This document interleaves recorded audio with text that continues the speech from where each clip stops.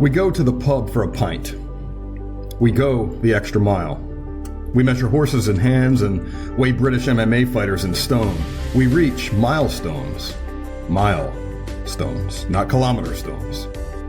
While the metric system is mediocre at best for measuring things, it's complete shit for telling stories or remembering data points because it's just not practical for common use. Why not? Well, it is based on tens and it seems very logical. At least that's the argument anyways. It's logical. It's actually not, by the way, but that's another story. The imperial system is based on everyday items like a foot. King Henry I's foot was about 12 inches. An inch was roughly 3 grains of barley, and a yard was about the distance from a man's nose to the thumb of his outstretched arm. A mile was about the distance a Roman legion covered in about 1,000 paces. Yes, I can make sense of the imperial system.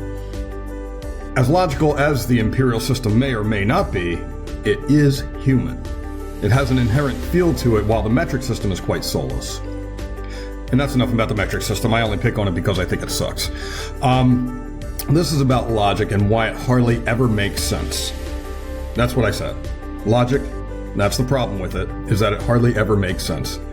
As Rory Sutherland puts it, the human mind does not run on logic any more than a horse runs on petrol.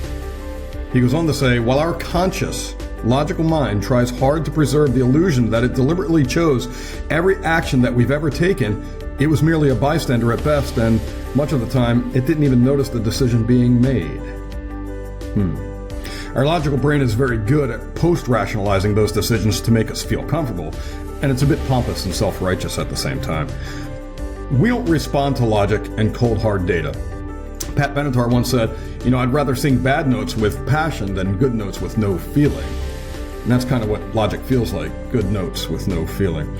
Perfection may be logical, but there's no beauty in it. Logic is a tool, and a good one at that, but it's not the entire toolbox, nor is it the ultimate result of what it builds, renovates, or fixes. Logic is black and white, and we need absolutes to govern the infinite gray area of living a human life. Logic is the SOP. It's the standard operating procedure, but the word standard is a caveat. It opens up the idea that we can color outside the lines.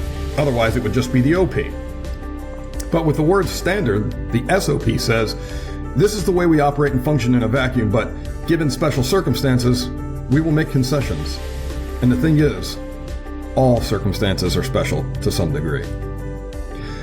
Logic must be guided by context, emotion, passion, wants, needs, and dynamics of reality in real time, considering the immediate situation as it relates to and multiplied by the lives of everyone involved, giving each individual a value, whereas some will rank higher in the situation based on their degree of and connection to it, their level of importance, their relation to others, and overall influence, as well as 1,000 other things.